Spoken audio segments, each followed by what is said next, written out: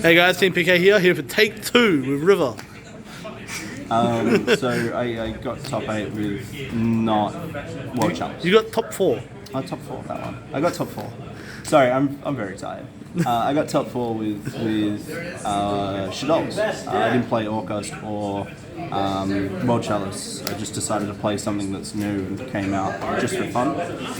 So I'm probably just going to get into the list. So we play 3 Wendy, 3 Hedgehog, and 3 Squamatas. This is like the backbone of the Shaddoll engine, basically.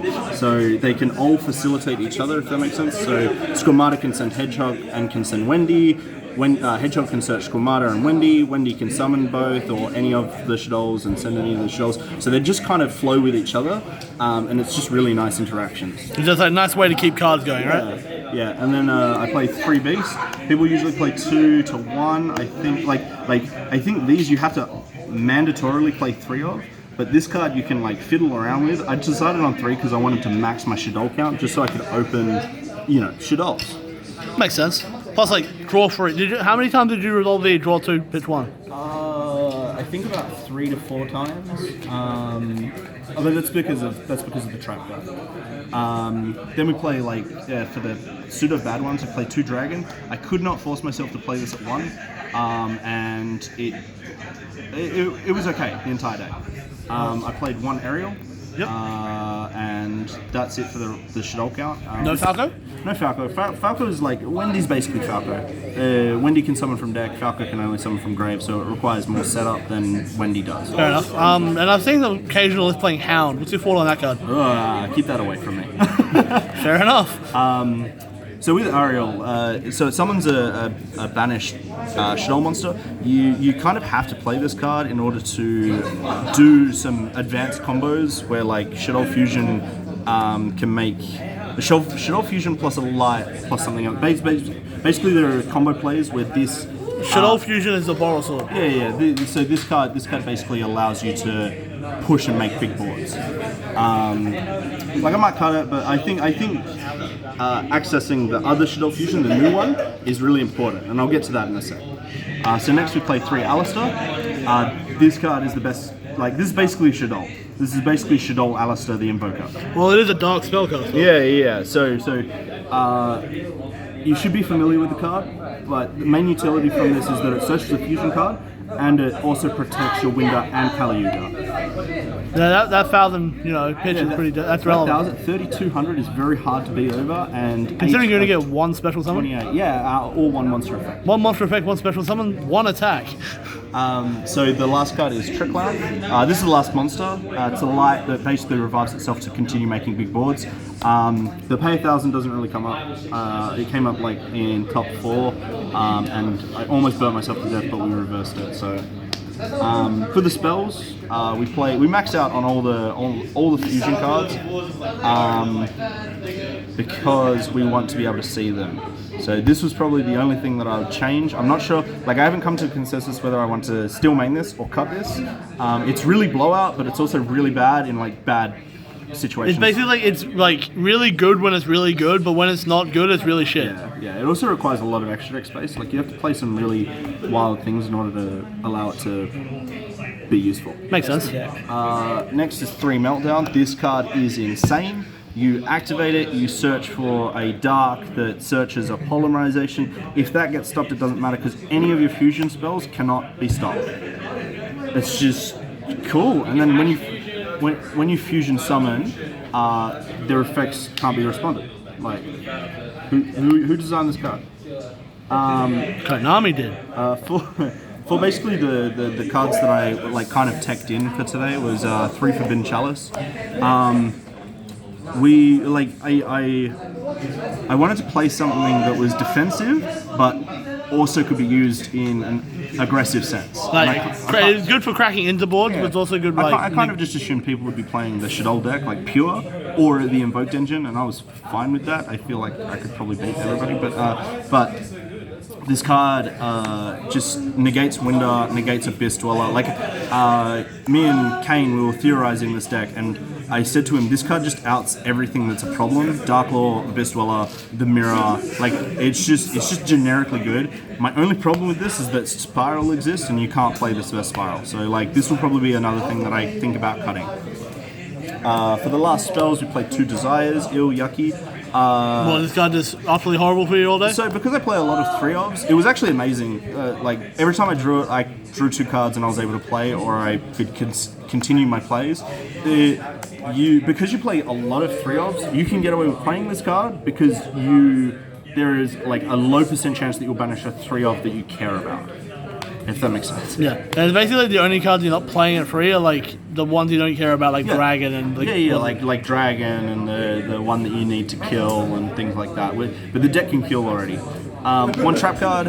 This card is insane. So in theory it turns all of your Shaddoll monsters into on normal summon effects.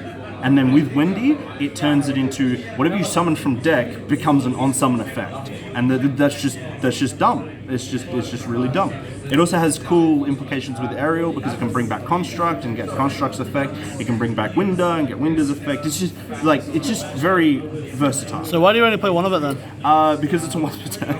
If the card didn't say once per turn, it's a monster reborn as well. So like, if I could get away with playing 2 or 3, I probably would. But because it's a trap card, like the only thing you really want to use it for is the grave effect, and that you send off Construct if you've already used almost everything. It's kind of just a setup. So it's basically like it's like really good when you get there, but you don't need to get it. It's hyper accessible. Yeah. Like it's really good. For extra, that would probably be the easiest. This is probably the one that I wanted to work on the most, and I kind of like made a rash decision about the thing. So I played 2 Construct.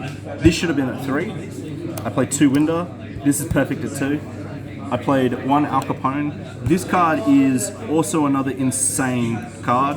So this is one of the new ones, right? Yeah. So what does this one do? So on Fusion Summon, on Special Summon, I believe, it targets a card on the field, negates its effect permanently, and then if it's sent to the graveyard, instead of adding a spell or trap back, it adds any Shaddoll card from deck or graveyard to hand, but you have to send a card from your hand to graveyard. Coincidentally, all the Shaddolls have effects where if they're sent to the graveyard, you get cool things, like draw or so stuff like that. you literally like add a Hedgehog, send the Hedgehog, add a beast. Or you could also search the trap card, send the trap card, or you could search Shaddoll Fusion, send a trap card, Hedgehog, whatever. Right? Like this card, in theory, is the second best fusion. Constructs first. Then for the Invoked, this was probably again like needs a lot more work. 1 Mechaba. I wanted to play 2. Purgatorio. This card's amazing. It kills. Yugioh. This card, like, this plus Winder is game. And then I played Starving Venom. This was the World Chalice fusion, and then like I kind of just looked at the field that was playing. There was like 30 players today. I think maybe more, maybe less. I don't know. And I kind of just went. There's only like a few spirals. Like I don't want to have to like play a card that you made the meta call. Yeah, basically. And like I thought that mirrors would be more prevalent, and this card like never came up anyway. So, Appaloosa, another card that I'll consider cutting. I feel like this is a lot more like a win more option, because I feel like if you establish these 2, so I should probably get a Cross Sheep and Invoker of Madness. If you're going to establish these 2, you don't really want to get rid of them for this. You want to keep this so you can recycle the Yugioh, and you want to do this to push for lethal because you just keep adding Invocation, and you get the effects of Shaddoll monsters because it doesn't send us cost. Well, that's another thing I'm supposed to remind you. Apparently, Josh wanted me to tell you that when Mechaba pitches the Shaddoll will trigger. Does it pitch its cost? Okay. Apparently, it doesn't. That's what like Josh. You pitch a Shaddoll or something against Kane. And Josh is like, it pitches it. It does? We can confirm this ruling later. Then I played Boral Sword, Almirage, and Secure Gardener. This card was good and bad at the same time. This card's amazing. Who was this signed? Shout out by Kyle Hughes. If you want to purchase singles, please use Team Peak. It'll be in the description. Yeah, it'll be in the description. The yesterday was fine, but like there's like 3 cards in it that I want to change around. I want to like boost up Construct and Mechaba. I should have done that originally. The side deck, don't yell at me. So for the side deck, so again, the Starving Venom was swapped out for this. So this card's in my side deck now instead of the Starving Venom. And then 3 Nibiru's. It's a light that summons itself that stops pushes. And then for the weirdest aspect was 3 Gamma and 1 Driver. This card sucks. I'm cutting this. I don't want to play this. It's only good when you're already playing. So if you have the Shaddoll Fusion to activate and they Ash and you have Gamma, then you were already winning anyway. So like I'd rather play something a little bit more versatile, if that makes sense. Another card that I'm going to cut is Retaliating Sea. I thought this card would be amazing for the mirror, and then me and Kane, when we theorized, brought up that you just send this and summon it and negate its effects, and then you get to search the Shaddoll Fusion, and then you get to play still. And like this was cool when nobody really knew about it, but now that people know about it, it's like hella hype. Yeah, like I also brought up the fact that you could chalice this and stuff like that. So like, it just seems very underwhelming. I might be wrong, but at the moment it seems very underwhelming. Like I'd rather, again, more generically versatile cards. Speaking of generically versatile, I'm not playing 1 Pankatops. I'm playing 1 Cosmic Cyclone. This is your only form of back row disruption, right? No, Dragon. Oh, and 3 of them matched. Oh, and I was gonna say, like, if this is like your only side deck, like back row removal, we'd have to have a conversation. So when I got to the point of building the side deck, I kind of looked at everything and I was like, damn, I have 1 slot remaining because of these, right? Obviously, when I cut these, I can bump this up and stuff like that. But like, at the time being, it was going to be Pankatops, and Pankatops is an Earth, so that kind of conflicts with what I want. If it was a light, but it's an Earth, so I can't get max value off the card, if that makes sense. Whereas Cosmic Cyclone just banishes a card, so technically if they Shaddoll Fusion me, I could just banish it. Like, weird instances that it might come up. Fair enough. Anyway, so that's my list. Any shout-outs before we head off? Shout-outs to Kane for helping me with the list. We kind of boosted each other and got into top 8, then versed each other, and it was probably the best match of the day. I don't know about other people's matches, but it was the best match for me and him. Shout out to Team PK, obviously. We love Team PK. Shout out to Carl Hughes, obviously, and shout out to Leon. Shout out to Leon. Yeah. Just because Leon's over there. Leon got me damaged jugglers. I don't need this card anymore, but Leon got me damaged jugglers. No, he didn't. Team PK signing out.